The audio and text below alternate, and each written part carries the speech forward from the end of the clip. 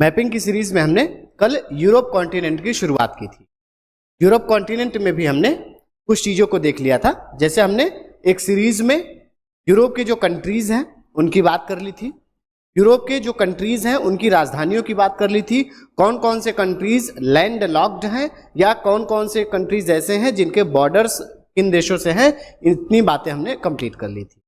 उसके अलावा हमने यूरोप कॉन्टिनेंट के चारों ओर जो भी वाटर बॉडीज पाई जा रही हैं, जो भी जलसंधियां पाई जा रही हैं, स्ट्रेट्स पाए जा रहे हैं, उन सबको हमने डिटेल में देख लिया। ठीक है, तो हम उम्मीद करते हैं कि आपने उन सभी चीजों को आराम से रिवाइज किया होगा और एटलस में मार्क किया होगा। ठीक है, आज हम अपनी चर्चा को आगे बढ़ाएंगे और आज हम देखेंगे जो यूरोप कॉन्टिनेंट है उसमें कौन कौन सी मेजर रिवर्स है ना, मेजर रिवर्स देखेंगे और रिवर्स के साथ साथ हम उन्हीं के कोस्ट पर जो भी इंपॉर्टेंट सिटीज स्थित हैं और उनका इंपॉर्टेंस क्या है या वो सिटी किस चीज के लिए फेमस है, उनकी विशेषताओं को भी देखते चले। ठीक है, तो चलिए शुरू करते हैं आज का सेशन। और आज के सेशन में आप सबसे पहले पॉलिटिकल मैप में आप देखिए, पॉलिटिकल मैप में आइए। पॉलिटिकल मैप में मैं आपको पहले बताऊंगा कि आपको किस देश में देखना है। ठीक है, क्योंकि यूरोप कॉन्टिनेंट में आपके एटलस में सारी रिवर्स नहीं मिलनी है, सारी नदियां नहीं मिलेंगी, इसलिए आप कॉपी पेन साथ में लेकर बैठिएगा और जितनी चीजें मैं बताता जाऊंगा उनको नोट करते जाइएगा। ठीक, तो कौन सी रिवर किस नदी की है, उसकी क्या क्या विशेषता है, इसकी बात हम करते जाएंगे एक एक करके।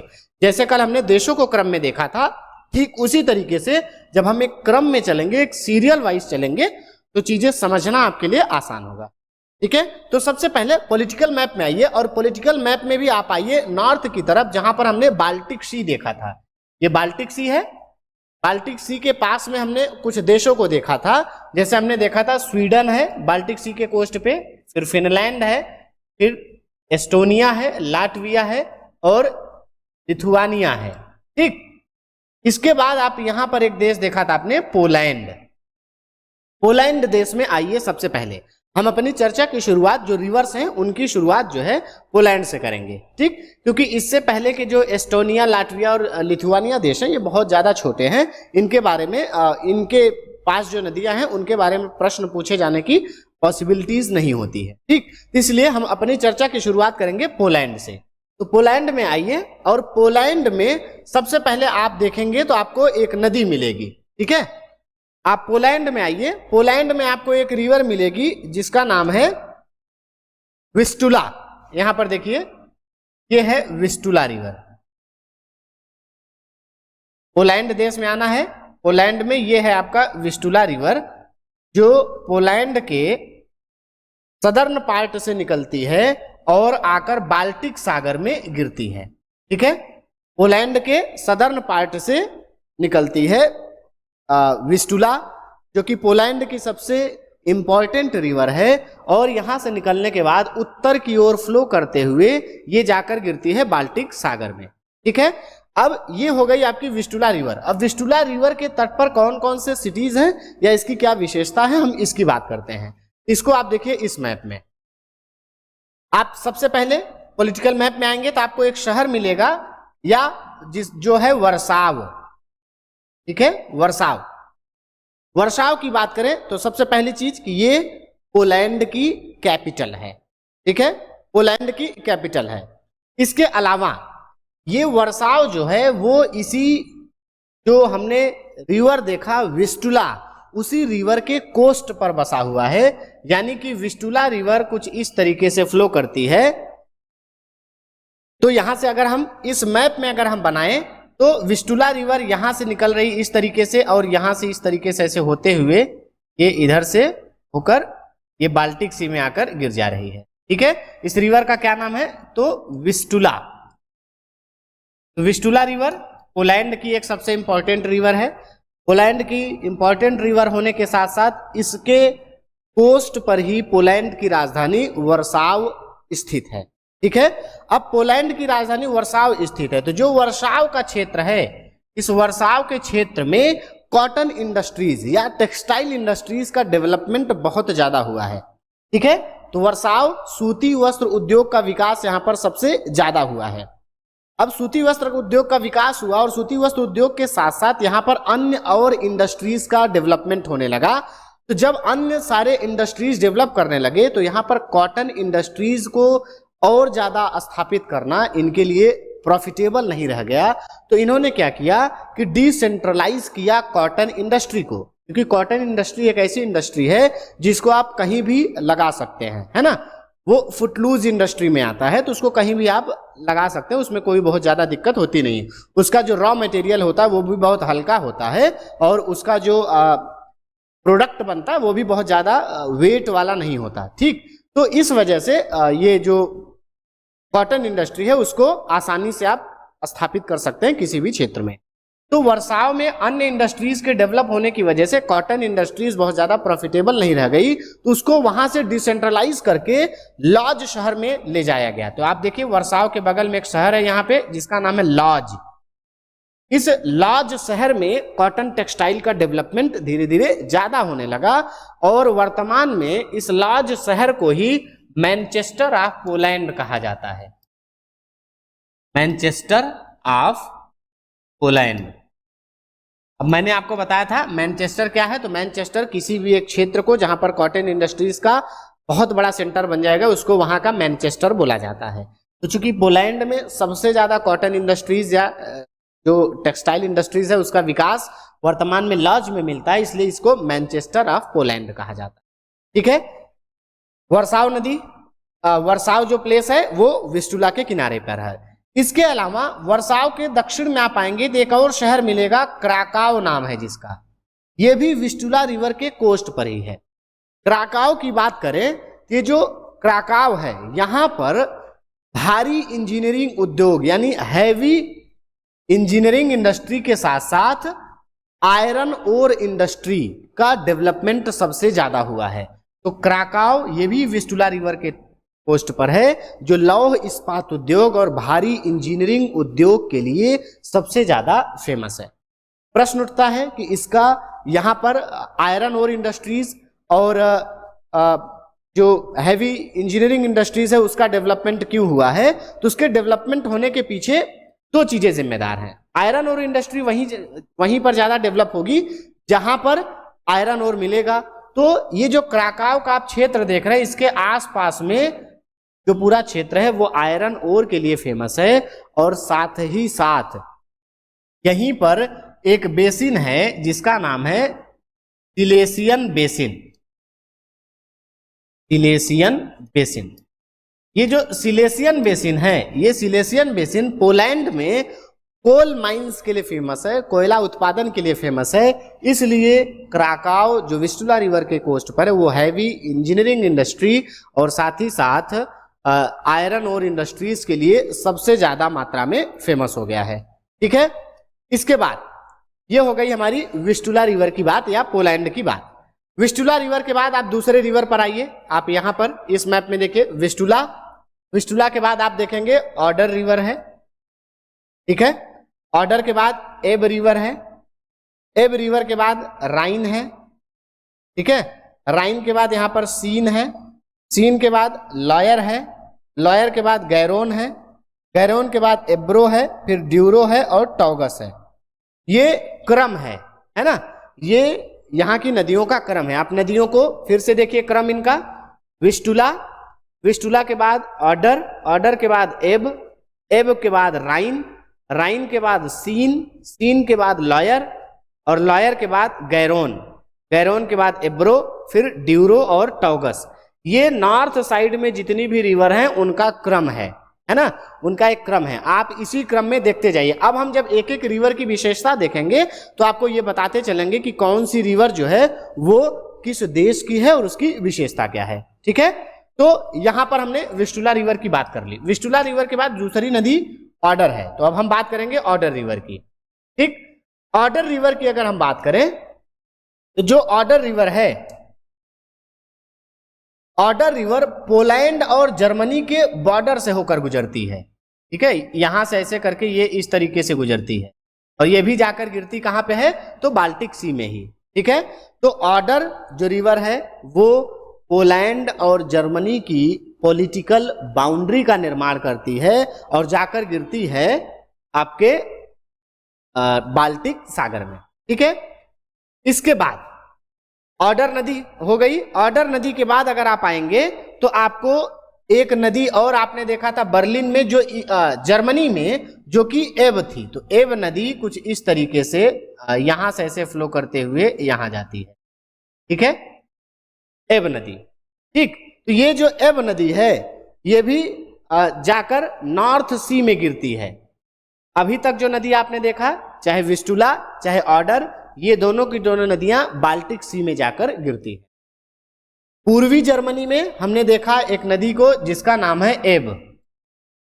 ठीक, एब नदी की अगर बात करें तो पूर्वी ईस्टर्न जर्मनी की एक रिवर है जो नॉर्थ की तरफ फ्लो करते हुए नॉर्थ सी में जाकर अपना वाटर डिस्चार्ज करती है। ठीक है, ये जो एब नदी है, इसी एब नदी के कोस्ट पर अगर आप देखेंगे तो एकदम मुहाने के पास में एक शहर स्थित है जिसका नाम है हैम्बर्ग। तो एब नदी ईस्टर्न जर्मनी की एक रिवर है और एब नदी के कोस्ट पर एक बंदरगाह, एक शहर स्थित है जिसका नाम है हैम्बर्ग। और हैम्बर्ग एक बहुत ही ज्यादा इंपॉर्टेंट पोर्ट सिटी है जर्मनी का।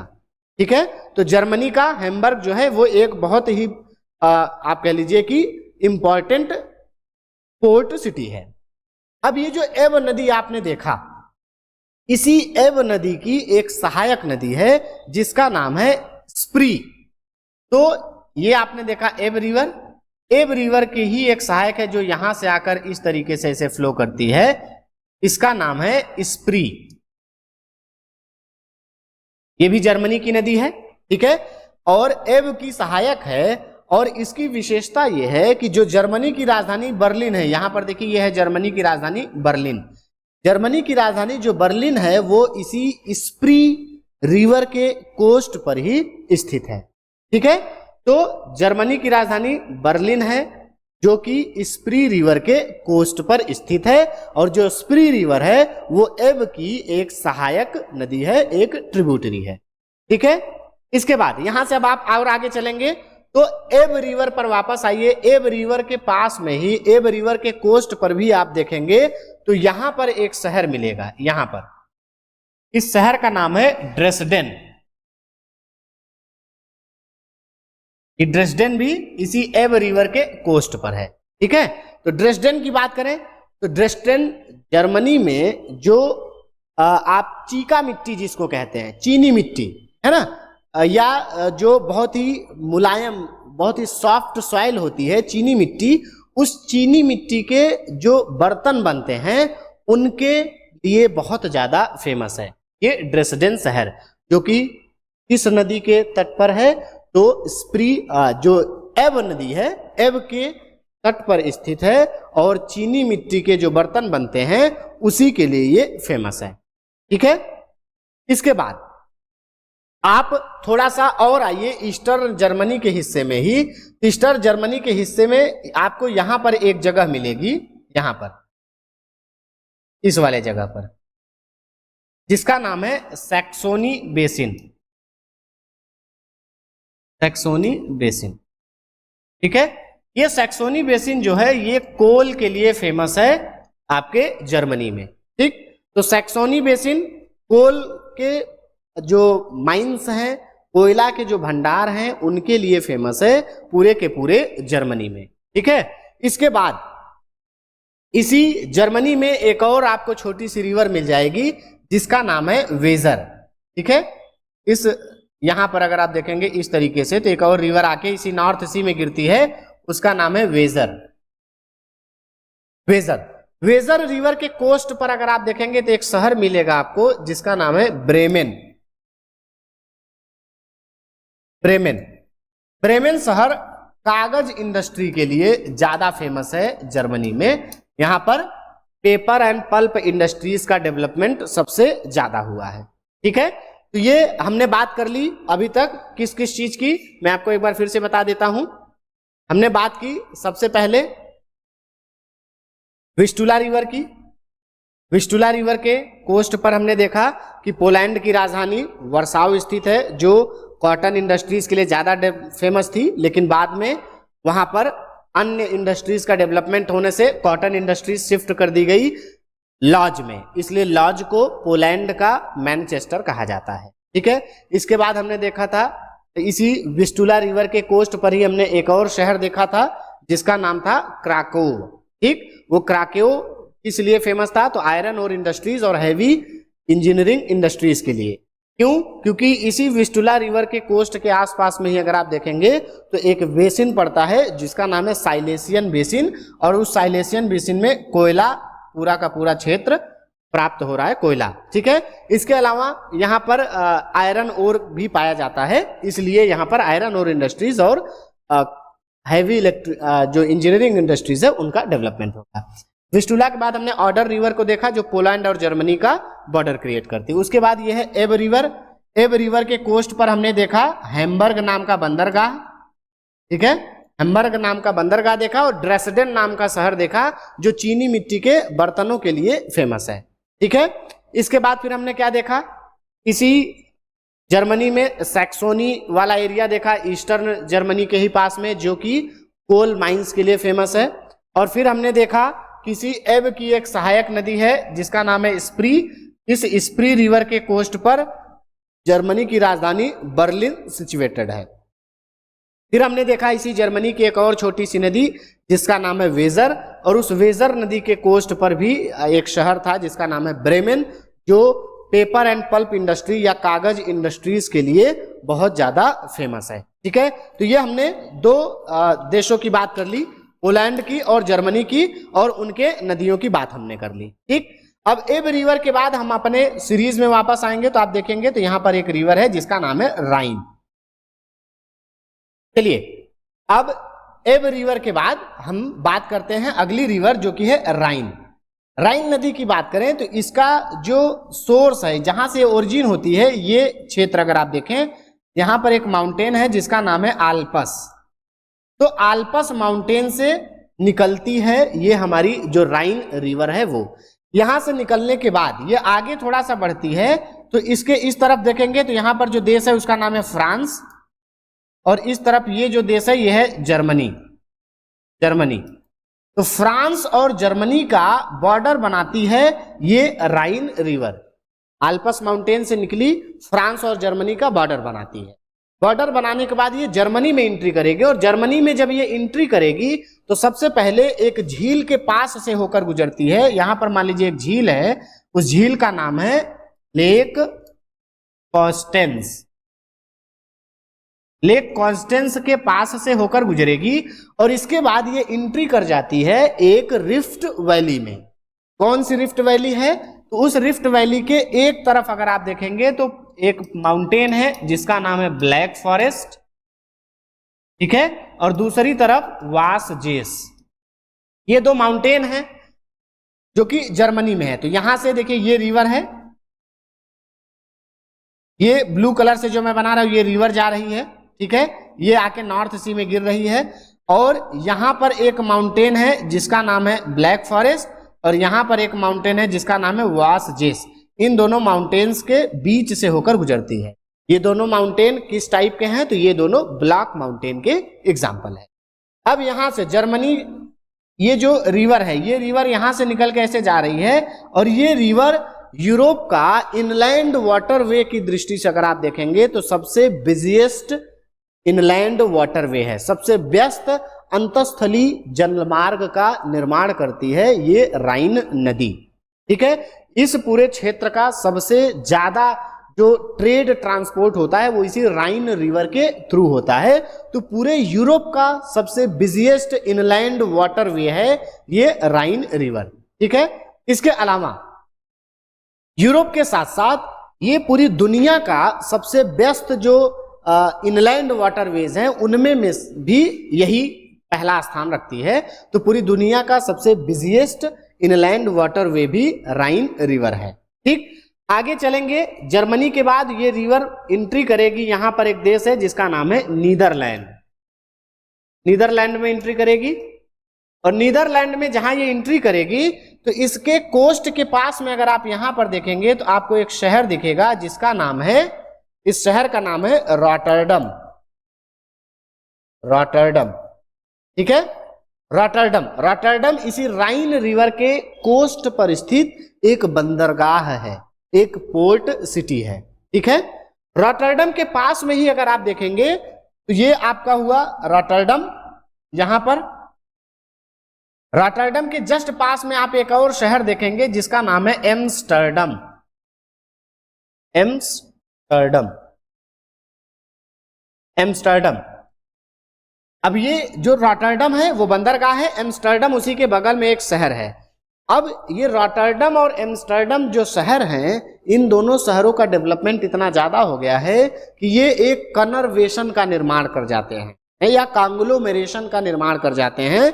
हिंदी में कहें तो एक सन्नगर का एग्जाम्पल है। सन्नगर क्या होता है, तो कोई भी दो शहर जिनके बीच में कोई गैप ही ना हो, ये पता ही न चले कि आप एक शहर से दूसरे शहर में कब एंट्री कर गए, तो ऐसे दोनों शहरों को कहा जाता है कॉन्वर्सेशन या सन्नगर।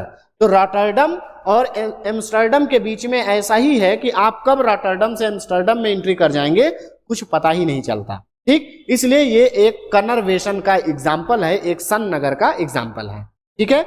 इसके अलावा तो इन दोनों के बीच में जो नगरीय या अर्बनाइजेशन इतना ज्यादा हो गया है, तो इन दोनों को एक साथ कहा जाता है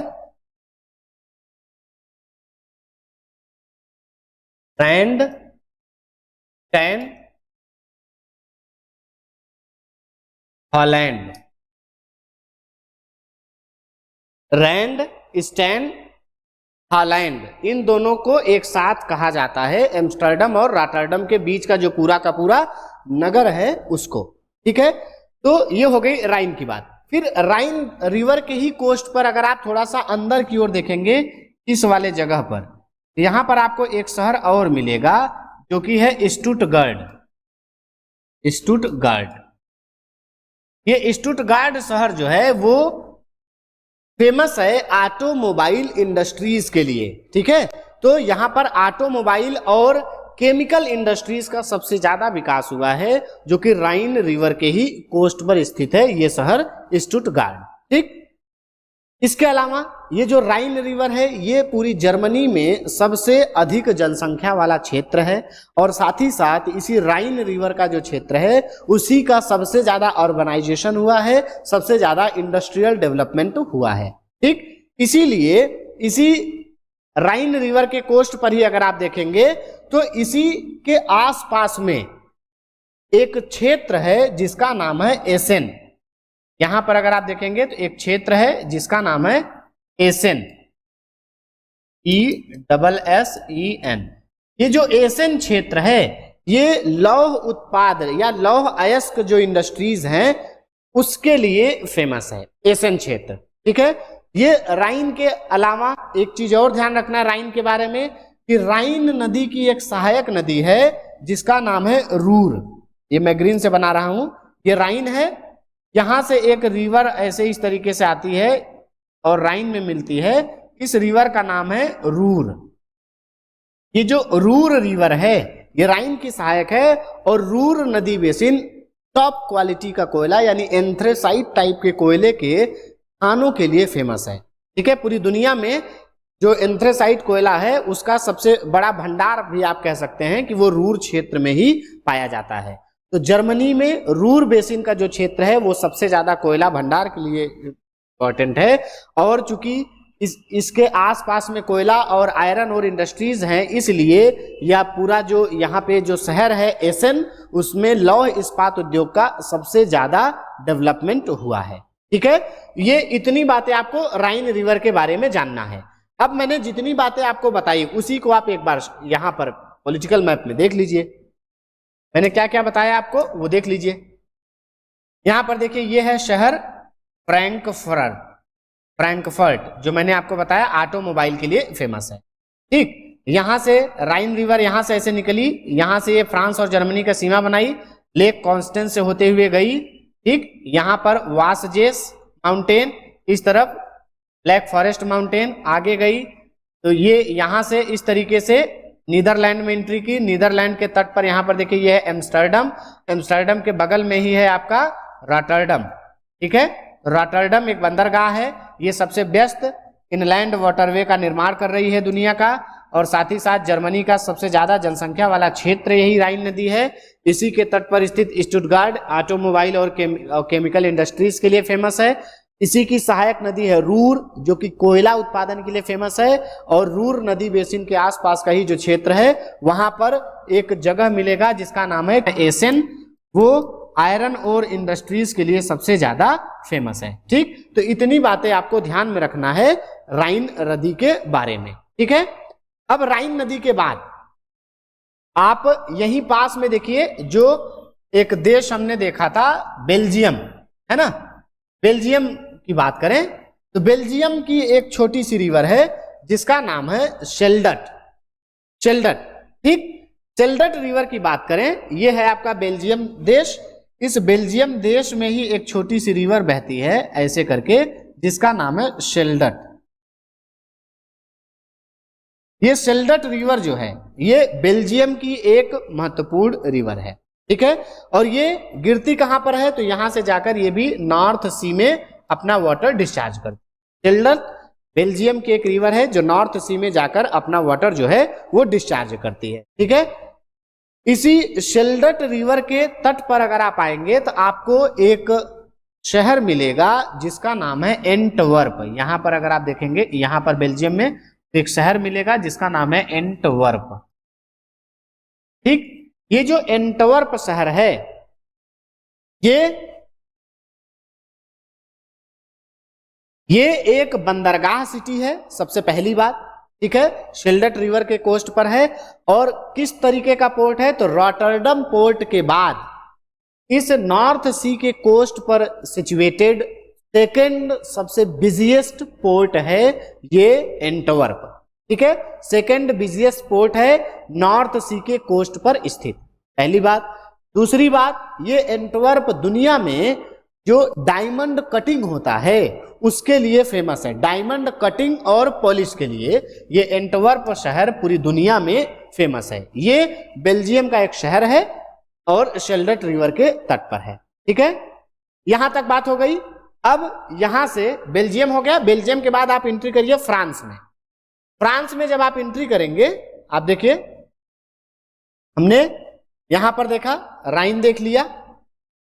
राइन रिवर के बाद हमने क्या देख लिया, शेल्डट रिवर जो कि बेल्जियम की है। ठीक है, यही ये राइन है, राइन के बगल में ये बेल्जियम कंट्री है, तो यहीं पर शेल्डट रिवर और इसी के कोस्ट पर यहां पर एंटवर्प शहर है। ठीक है, ये देख लेने के बाद आप फ्रांस में एंट्री करेंगे तो फ्रांस में आपको तीन मुख्य नदियां दिखेंगी। कौन कौन सी, एक सीन रिवर है, सीन रिवर के बाद लॉयर है, लॉयर के बाद गैरोन है। ये तीन फ्रांस की नदियां हैं, सीन, लॉयर और गैरोन। ठीक, सीन रिवर की बात करें तो यह फ्रांस की सबसे ज्यादा इंपॉर्टेंट रिवर है और इस रिवर का निकास कहां पर हो रहा है, तो ये रिवर जाकर गिर रही इंग्लिश चैनल में। ठीक है, सीन रिवर फ्रांस की सबसे इंपॉर्टेंट रिवर है जो जाकर इंग्लिश चैनल में गिरती है। और इसी सीन रिवर के कोस्ट पर अगर आप देखेंगे तो एक बंदरगाह है जिसका नाम है ली हार्वे। ली हार्वे बंदरगाह है इसी सीन रिवर के कोस्ट पर जो कि फ्रांस में बहती है।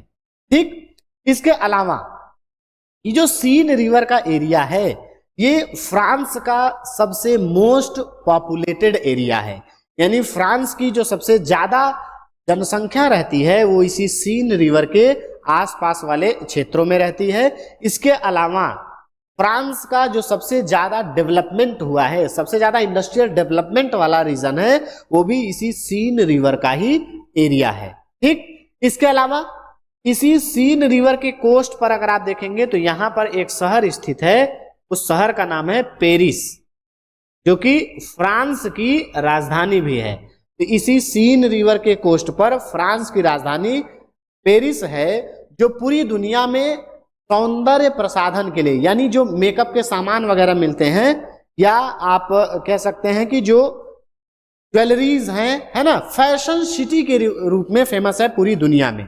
ठीक है, पूरी दुनिया में फैशन सिटी के रूप में फेमस है। हार्ट ऑफ यूरोप भी कहा जाता है इसको, यूरोप का हृदय भी कहा जाता है। तो ये फ्रांस फैशन नगरी हो गई। ठीक है, इसके अलावा ये सीन नदी की बात हो गई। सीन नदी के बाद लॉयर और गैरोन, ये दो और इंपॉर्टेंट नदियां हैं फ्रांस की, ठीक। और इन दोनों नदियों का निकास कहां पर हो रहा है, तो देखिए ये है गैरोन रिवर, यहां से निकलकर ये इस तरीके से जा रही तो बे ऑफ बिस्के में गिर रही है। ये है लॉयर रिवर और इसका भी निकास जो है वो बे ऑफ बिस्के में ही हो रहा है, ठीक है। लॉयर नदी के पास में देखेंगे तो ये सबसे पहले लॉयर है, इसके पास में तट पर देखेंगे तो एक बंदरगाह है जिसका नाम है नांटेस। नांटेस एक बंदरगाह है फ्रांस का, जो कि लॉयर रिवर के कोस्ट पर स्थित है, ठीक है। इसके अलावा ये जो नांटेस बंदरगाह है ये पेपर इंडस्ट्रीज यानी कागज उद्योग के लिए सबसे ज्यादा फेमस है, ठीक है। इसके बाद गैरोन रिवर की बात करें तो गैरोन रिवर का भी निकास कहां पे हो रहा है, तो बे ऑफ बिस्के में। बे ऑफ बिस्के में इस गैरोन रिवर के तट पर अगर आप देखेंगे तो एक शहर मिलेगा आपको, उस शहर का नाम है बोर्डियक्स। बोर्डियक्स, ये जो बोर्डियक्स शहर है, ये बोर्डियक्स शहर वाइन इंडस्ट्रीज के लिए फेमस है, शराब उद्योग के लिए सबसे ज्यादा फेमस है। इसके अलावा यही पास में एक और आपको शहर मिल जाएगा जिसका नाम है टौलस, ठीक है। टौलस, ये टौलस जो शहर है फ्रांस का, ये जो वायुयान इंडस्ट्रीज होता है यानी एयर एविएशन इंडस्ट्रीज का डेवलपमेंट इस टौलस क्षेत्र में हुआ है, ठीक। तो ये फ्रांस की बात हो गई, फ्रांस के नदियों की। इसी चीज को आपको एक बार पॉलिटिकल मैप में देखना है, ठीक है। पॉलिटिकल मैप में आइए, तो पॉलिटिकल मैप में हमने आपको जो चीजें दिखाई वो देखिए। देखिए ये है फ्रांस, ये है फ्रांस की राजधानी पेरिस, ठीक है, जो सीन नदी के कोस्ट पर है। तो सीन नदी यहां से होकर इस तरीके से गुजर रही है। सीन नदी के कोस्ट पर ही हमने एक और शहर देखा था, है ना, या सीन ही सबसे ज्यादा डेवलपमेंट वाला है, सबसे ज्यादा पॉपुलेटेड है ना, सबसे ज्यादा विकास इसी का हुआ है। और फ्रांस की राजधानी पेरिस है जिसको हार्ट ऑफ यूरोप कहा जाता है, इसी को ग्रंथित सिटी भी कहा जाता है, ठीक है। इसके अलावा फैशन नगरी कहा जाता है इसी पेरिस को, ठीक है। इसके अलावा हमने देखा था लॉयर, लॉयर और लॉयर के साथ साथ गैरोन रिवर। तो यहां से अगर आप देखें तो ये है लॉयर रिवर, इस तरीके से जा रही है लॉयर रिवर। इस लॉयर रिवर के कोस्ट पर हमने एक शहर देखा था, उस शहर का नाम, लॉयर रिवर के कोस्ट पर हमने जो शहर देखा था उसका नाम क्या था, नांटेस, ठीक है। तो नांटेस शहर देखा था जो कि कागज उद्योग के लिए फेमस था। और फिर यहां से गैरोन रिवर आ रही है और गैरोन रिवर यहां गिर रही, देखिए बे ऑफ बिस्के में ही। तो गैरोन रिवर के तट पर यहां पर देखिए ये है बोर्डियक्स शहर जो वाइन इंडस्ट्रीज के लिए फेमस है। और फिर इसके बाद यहां पर देखिए एक टौलस शहर जो मैंने आपको बताया, ये है टौलस, जो कि किस लिए फेमस है, तो ये जो टौलस शहर है ये फेमस है अपने एयर एविएशन इंडस्ट्रीज के लिए, वायुयान उद्योग के लिए, ठीक है।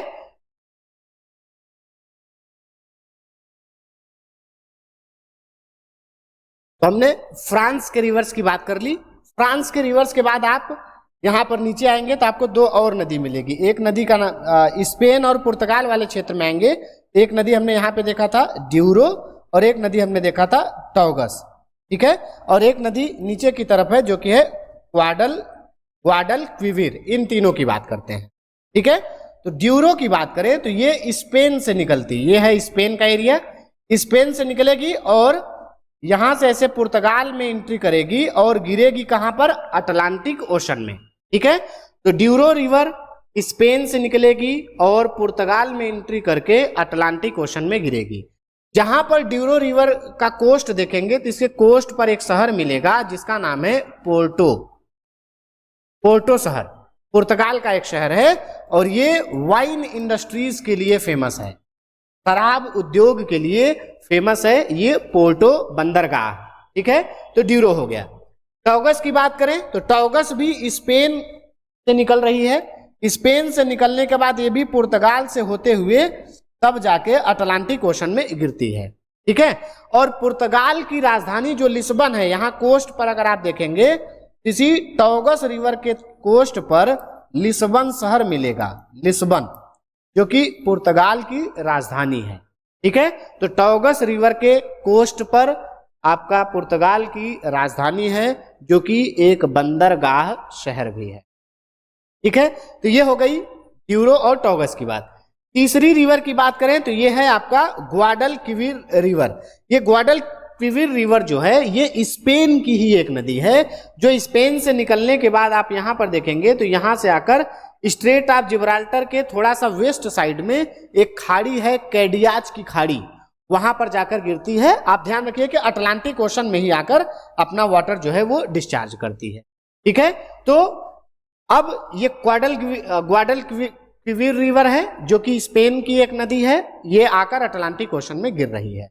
इस ग्वाडलक्विविर के कोस्ट पर अगर आप देखेंगे तो एक शहर मिलेगा यही तट से अंदर की तरफ ही, जिसका नाम है सेविले।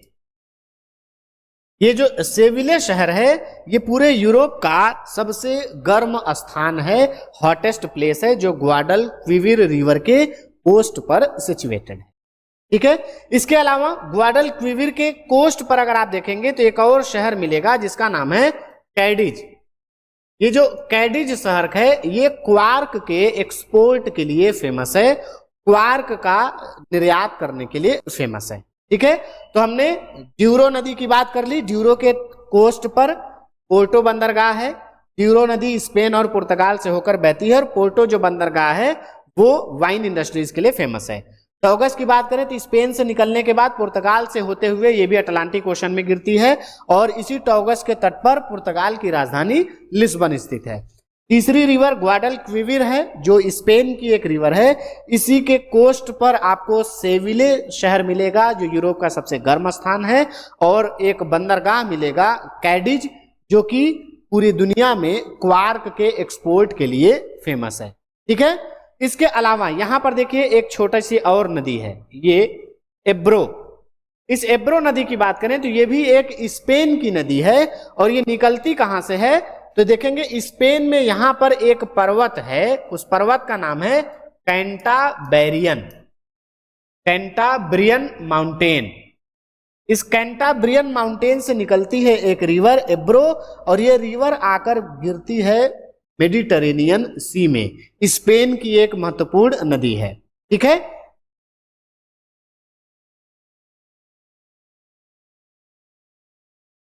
ठीक है, तो ये ध्यान रखना है कि स्पेन की 4 महत्वपूर्ण नदियां हैं, एब्रो, ड्यूरो, टॉगस और ग्वाडलक्विविर, जिसमें एब्रो एकमात्र ऐसी रिवर है जो आकर मेडिटेरेनियन सी में गिर रही है। तो स्पेन की एक ऐसी रिवर जो मेडिटेरेनियन सी में आकर गिरती है वो है एब्रो। ठीक है, यहां तक हमने बात कर ली। एक बार मैं आपको फिर से दिखा देता हूं कि हमने कौन कौन सी बातें, कहां से हमने शुरू किया था और कहां पर हम इस समय पहुंचे हुए हैं। ठीक है, हमने शुरू किया था विस्टुला रिवर, पोलैंड की है, विस्टुला रिवर की बात की थी। विस्टुला के बाद हम ऑर्डर पर आए थे, जो कि जर्मनी और फ्रांस का सीमा बना रही थी।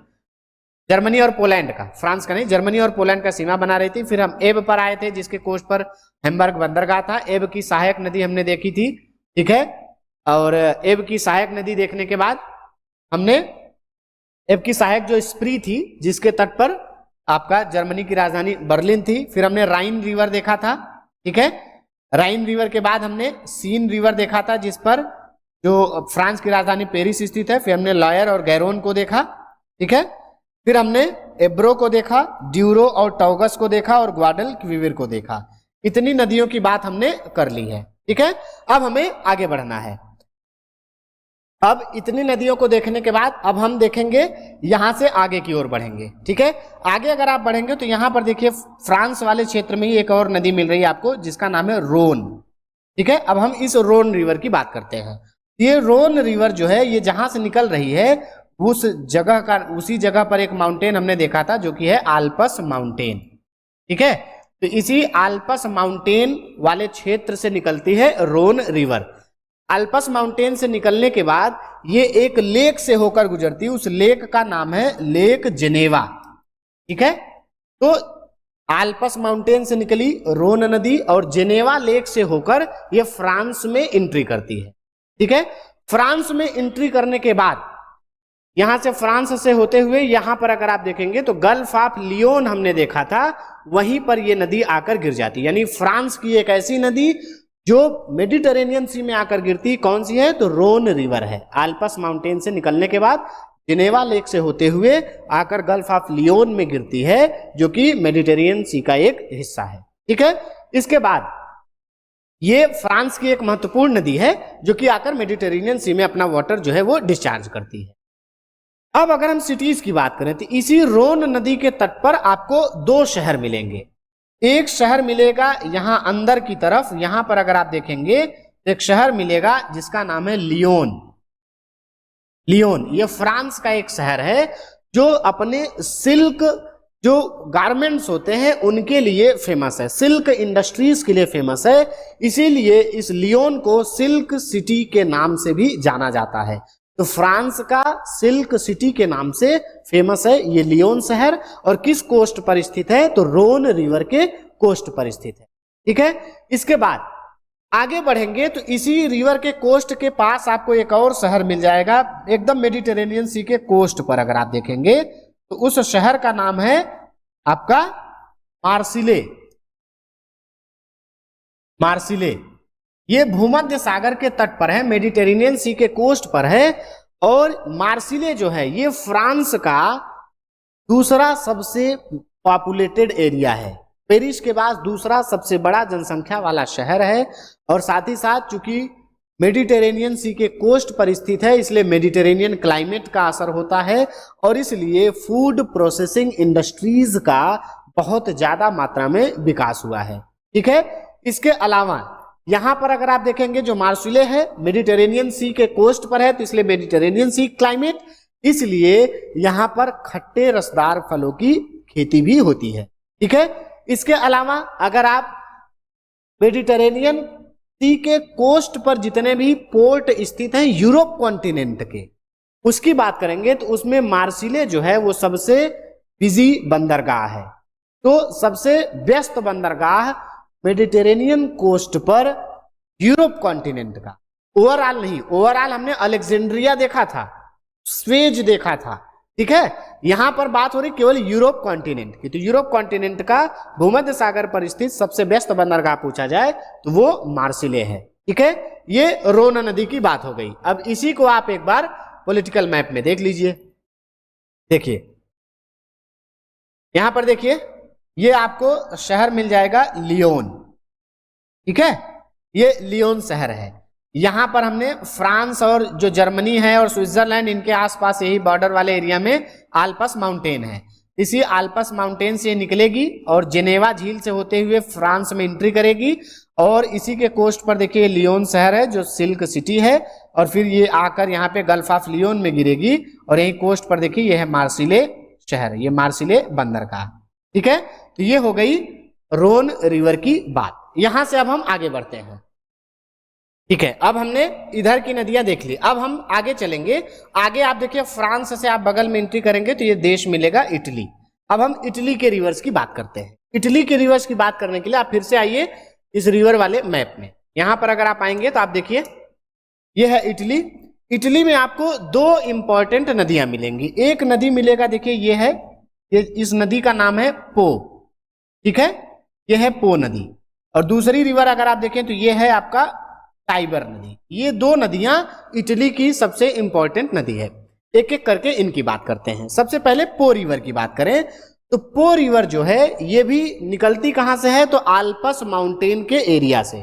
ठीक है, तो ये जो पूरा का पूरा क्षेत्र है ये आल्प्स माउंटेन वाला, इसी आल्प्स माउंटेन के क्षेत्र से निकल रही ये पो रिवर।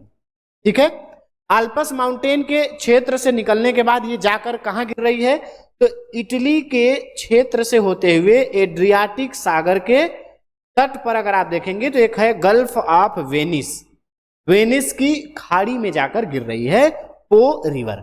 ठीक है, ये जो पो रिवर है ये जिस क्षेत्र से इटली के गुजरती है वो पूरा का पूरा क्षेत्र राइस प्रोडक्शन के लिए बहुत ज्यादा फेमस है। या इस पो रिवर के द्वारा जिस मैदान का निर्माण होता है उस मैदान को कहा जाता है लोम्बार्डी प्लेन, लोम्बार्डी प्लेन। ठीक है, तो लोम्बार्डी प्लेन कहां पर है, तो इटली में है। किस नदी के का बेसिन एरिया है, तो पो रिवर का क्षेत्र है। ये पूरा का पूरा जो पो रिवर का क्षेत्र है वो इटली का सबसे ज्यादा डेवलप्ड शहर है, सबसे ज्यादा बेहतरीन इंडस्ट्रियल डेवलपमेंट वाला क्षेत्र है इस पो रिवर का पूरा एरिया। क्योंकि पो रिवर में राइस की खेती होती है और पूरे इटली में इसका इंपॉर्टेंस सबसे ज्यादा है, इसीलिए पो को कहा जाता है इटली की गंगा। ठीक है, इटली की गंगा।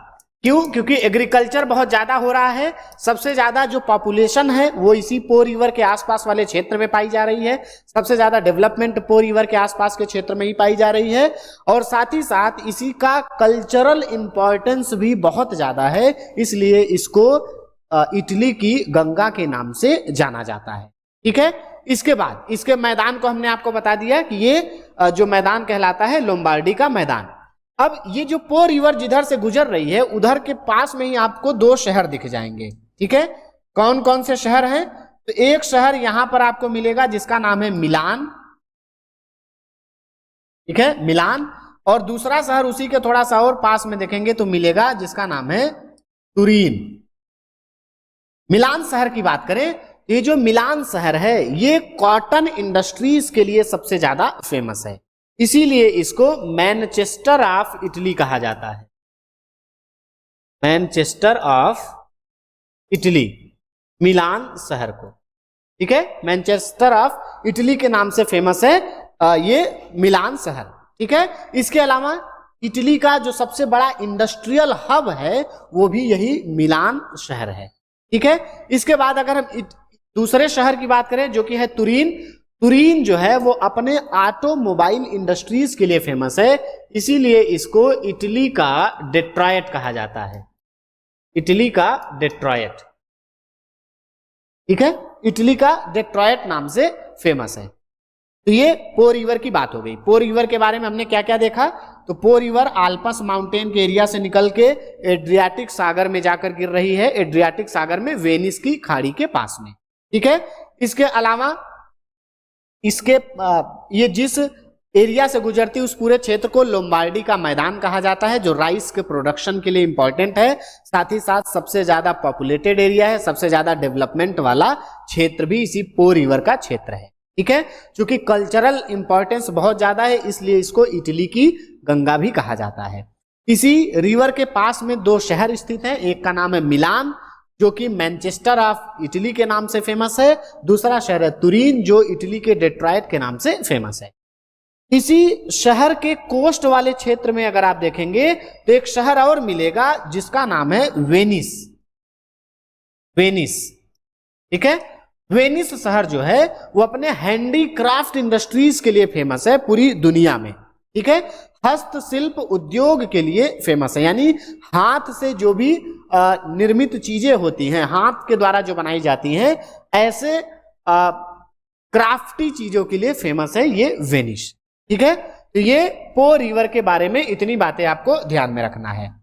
दूसरी जो रिवर है इटली की वो है टाइबर रिवर। यहां पर देखिए ये इटली में ही एक क्षेत्र है, एक माउंटेन है जिसका नाम है एपेनाइन्स माउंटेन। यहां पर देखिए ये है टाइबर रिवर, तो यहां पर एक माउंटेन है, इस माउंटेन का नाम है एपेनाइन। Apennine mountain. ये एपेनाइन माउंटेन कहां पर स्थित है? तो इटली में। ठीक, इसी एपेनाइन माउंटेन से निकलती है ये टाइबर रिवर और आकर गिर कहां रही है? तो टिरेनियन सागर में। ठीक है, टिरेनियन सागर में आकर गिर रही है। ये जो टाइबर नदी है इसी नदी के किनारे स्थित है इटली की राजधानी जिसका नाम है रोम। तो टाइबर नदी के किनारे स्थित है इटली की राजधानी रोम, और साथ ही साथ ये जो नदी है इटली के अलावा वेटिकन सिटी से होकर फ्लो करते हुए टेरेनियन सी में आकर गिरती है। तो टाइबर नदी वेटिकन सिटी जो दुनिया का सबसे छोटा देश है उससे होते हुए फिर टिरेनियन सागर में आकर अपना जो वाटर है वो डिस्चार्ज करती है। ये हो गई इटली की नदियां। ठीक है, अब इटली की नदियों के बाद आपको आगे बढ़ना है। ठीक है, अब इस मैप में फिर से हम आते हैं फिजिकल मैप में। तो हमने कौन कौन सी नदी देख ली? पो देख लिया, वो के बाद हमने टाइबर देख लिया। अब यहां से आप आगे बढ़ेंगे तो अब आगे हम इस तरफ से आते हैं। यहां पर देखिए ये है डॉन रिवर, ठीक है, डॉन रिवर है, डॉन के बाद निप्पर है, निप्पर के बाद निस्तर है, ठीक है, निस्तर के बाद डेन्यूब है। अब हमें इन 4 नदियों की बात करना है, तो फिर यूरोप की हमारी जो नदियां हैं वो पूरी हो जाएंगी, ठीक है। वोल्गा नदी की बात हम आगे जब हम रशिया को पढ़ेंगे तब करेंगे, या एशिया वाला पार्ट जब पढ़ने लगेंगे तब पढ़ेंगे, ठीक है। तो अब हमें इन्हीं 4 नदियों को और देखना है। इन 4 नदियों का क्रम सबसे पहले आपको देख लेना है। डॉन है, डॉन के बाद निप्पर है, निप्पर के बाद निस्तर है, और निस्तर के बाद डेन्यूब है, ठीक है। इन सभी नदियों का निकास कहां पर हो रहा है, ये सारी नदियां कहां पर आकर गिर रही हैं, तो आप देखिए एक एक करके। सबसे पहले डॉन रिवर को देखेंगे तो ये डॉन रिवर यहां से निकलने के बाद ये देखिए ये आकर अजोव सागर में गिर रही है, सी ऑफ अजोव, जो कि ब्लैक सी का ही एक हिस्सा है, ठीक। निप्पर नदी की बात करें तो ये यहां से निकलने के बाद आप देखिए ये भी आकर ब्लैक सागर में गिर रही है। निस्तर की बात करेंगे तो ये भी ब्लैक सागर में गिर रही है, और डेन्यूब की बात करेंगे तो डेन्यूब भी यहां से निकलने के बाद आप देखेंगे ये भी ब्लैक सागर में गिर रही है। इन चारों नदियों का नाम डी से शुरू हो रहा है, तो डॉन, निप्पर, निस्तर और डेन्यूब, ये चारों नदियों का नाम डी से शुरू हो रहा है, और ये चारों के चारों आकर ब्लैक सी में गिरते हैं, ठीक है। तो एक एक करके इनके बारे में बात करते हैं। डॉन की बात करें सबसे पहले, ये रूस की एक सबसे इंपॉर्टेंट नदी है, रूस की इंपॉर्टेंट नदी है, और कहां पर आकर गिरती है, अजोव सागर में, ठीक है। इसी डॉन की एक सहायक नदी है जिसको कहा जाता है डोनेत्स, ठीक है। तो डॉन ये हो गया आपका रूस का पूरा एरिया, ये जो क्षेत्र है ये रूस का हो गया। रूस के बाद ये यूक्रेन का क्षेत्र हो गया, ठीक है। उसके जस्ट बगल में अगर आप देखेंगे तो ये यूक्रेन का क्षेत्र है। तो डॉन नदी की एक सहायक नदी है जो यूक्रेन वाले क्षेत्र से होकर गुजरती है ना। वो इस तरीके से कुछ इधर से ऐसे बहते हुए यहां से ऐसे जाकर डॉन रिवर में मिल जाती है। इस नदी का नाम है डोनेट्स, डोनेट्स या कई बार डोनाबास भी कहा जाता है, ठीक है। तो डोनेट्स या जो डोनाबास रिवर है ये डॉन की ट्रिब्यूटरी है, डॉन की सहायक है, और इस डोनेट्स रिवर का जो पूरा का पूरा क्षेत्र है वो यूक्रेन में कोयला भंडार के लिए फेमस है, यूक्रेन में कोल के लिए, ठीक है। तो डॉन की सहायक डोनेट्स रिवर है जो यूक्रेन की एक इंपॉर्टेंट रिवर है, और इस नदी के, डोनेट्स नदी के या डोनाबास जो रिवर है, इसके जो पूरा क्षेत्र है वो कोयला उत्पादन के लिए फेमस है। इसीलिए यूक्रेन का एक जो शहर है क्रिवाय रॉग, यूक्रेन में आप यही डोनाबास वाले क्षेत्र में देखेंगे तो यहां पर एक शहर है क्रिवाय रॉग, क्रिवाय रॉग, ये यूक्रेन का जो शहर है ये अपने आयरन और इंडस्ट्रीज के लिए बहुत ज्यादा फेमस है, ठीक है। तो ये हो गया, हमने 2 नदियों की बात कर ली, डॉन की बात कर ली और डॉन की सहायक डोनेट्स की बात कर ली। डोनेट्स के बाद तीसरी जो नदी है वो है निप्पर। निप्पर की बात करें तो ये यूक्रेन की सबसे इंपॉर्टेंट नदियों में से एक है, ठीक है, यूक्रेन की प्रमुख नदी है। और इसी निप्पर, ये जो निप्पर नदी है, इसी निप्पर नदी के कोस्ट पर यूक्रेन की राजधानी स्थित है जो कि है कीव। यहां पर अगर आप देखेंगे तो यहां पर यूक्रेन की राजधानी मिलेगी कीव, ठीक। तो कीव किस नदी के तट पर स्थित है, तो निप्पर नदी के तट पर स्थित। अब ये जो निप्पर नदी है, ये निप्पर नदी आप देखिए यहां से निकल लेने के बाद आकर ब्लैक सी में गिर रही है, निप्पर नदी हो गई। निप्पर नदी के बाद इसी निप्पर की एक सहायक नदी है प्रेपेट, ठीक है, निप्पर की एक सहायक नदी है प्रेपेट। ये प्रेपेट नदी निप्पर की सहायक है, और प्रेपेट नदी एक दलदली क्षेत्र का निर्माण करती है जो पूरे के पूरे यूरोप का सबसे बड़ा दलदली क्षेत्र है, या सबसे ज्यादा एरिया में फैला दलदली क्षेत्र का निर्माण करता है इस निप्पर की सहायक प्रेपेट रिवर, ठीक है। इसके बाद अगली रिवर है निस्तर। निस्तर नदी की अगर हम बात करें तो ये मालडोवा जो देश है, यहां पर देखेंगे ये मालडोवा देश है, मालडोवा देश की सबसे इंपॉर्टेंट नदी है, और इसके अलावा यूक्रेन से भी होकर बहती है। तो मालडोवा और इस यूक्रेन से होते हुए ब्लैक सी में आकर गिरती है ये निस्तर रिवर, ठीक है। अब इन्हीं रिवर वाले क्षेत्र को आप एक बार पॉलिटिकल मैप में देख लीजिए। देखिए यहां पर आइए, पॉलिटिकल मैप में। तो ये रसिया का एरिया है, ठीक है। रसिया वाले एरिया से आपका यहां से ऐसे डॉन रिवर आकर इस तरीके से ऐसे गिर रही है सी ऑफ अजोव में। यह है आपकी डॉन रिवर। डॉन की सहायक है डोनेट्स, हमने बताया था, तो वो इस तरीके से आकर गिर रही है। यहां पर देखिए ये है डोनेट्स, ठीक। तो ये डोनेट्स शहर भी है, वो आकर यहां पर मिल जा रही डॉन में, ठीक। ये डोनेट्स जो है यूक्रेन में कोयला उत्पादन के लिए सबसे ज्यादा फेमस है, ठीक। डोनेट्स के ऊपर देखिए ये है खार्किव शहर, खार्किव शहर है, ठीक है। फिर हमने तीसरी नदी देखी थी, कौन सी? तो डॉन हमने देख लिया, डॉन के बाद उसकी सहायक डोनेट्स देख लिया। फिर हमने देखा था निप्पर, निप्पर की बात की थी। तो निप्पर जो है वो यूक्रेन की राजधानी कीव से होकर गुजर रहा था और फिर ब्लैक सी में आकर गिर रहा था। यहां पर ये है कीव जो यूक्रेन की राजधानी है, ठीक है। फिर हमने देखा था निप्पर की सहायक प्रिपेट नदी, जो कि इसी की सहायक है और ये सबसे विस्तृत दलदली क्षेत्र का निर्माण कर रही थी। और फिर हमने लास्ट में देखा था निस्तर नदी, जो यहां से ऐसे निकलकर इस मालदेवा देश से होकर आकर ब्लैक सी में गिरती है, ठीक है। तो अभी चूंकि यूक्रेन का युद्ध चल रहा है, तो यूक्रेन वाला जो क्षेत्र है वो सबसे ज्यादा इंपॉर्टेंट हो जाता है आपके एग्जाम के पॉइंट ऑफ व्यू से। तो आपको क्या करना है, यूक्रेन के बॉर्डरिंग कंट्रीज को ध्यान में रखना है। आप देखिए इस तरफ से यह है रूस, ठीक। यह है रूस की राजधानी मॉस्को, ठीक है। रूस इस तरफ से पूरा ये रूस है। रूस के बाद इधर देखेंगे तो ये आपका ब्लैक सी है। फिर दक्षिण में यूक्रेन के देखेंगे तो ये देश है मोल्डोवा, तो दक्षिण में मोल्डोवा से बॉर्डर साझा करता है। इसके बाद मोल्डोवा के अलावा मोल्डोवा के थोड़ा सा पश्चिम में देखेंगे तो रोमानिया है, तो रोमानिया से बॉर्डर साझा करता है। रोमानिया के बाद यहां पर देखेंगे तो ये हल्का सा है हंगरी, हंगरी से बॉर्डर साझा करता है। हंगरी के बाद स्लोवाकिया से बॉर्डर साझा करता है। स्लोवाकिया के बाद पोलैंड से, पोलैंड के बाद बेलारूस से, ठीक है। तो इतने देशों से बॉर्डर साझा करता है ये यूक्रेन। फिर से देख लीजिए, रूस, रूस के बाद मोल्डोवा, मोल्डोवा के बाद रोमानिया, हंगरी, स्लोवाकिया, पोलैंड और बेलारूस, इतने देशों से बॉर्डर साझा करता है यूक्रेन। मुख्य शहर देखें तो कीव इसकी राजधानी है। इसके बाद ये खार्किव क्षेत्र है जो ऑलरेडी खनिज तेल के उत्पादन के लिए फेमस है। खार्किव के नीचे डोनेस्क है, ठीक है। ये आपका लवीव क्षेत्र है। तो इन सारे क्षेत्रों पर ही अगर आप देखेंगे तो जो रशिया है उसका अटैक लगातार हो रहा है, ठीक है। तो खार्किव, डोनेट्स, ये सारे शहरों के तरफ, ठीक। तो ये बातें आपको ध्यान में रखनी, ठीक है।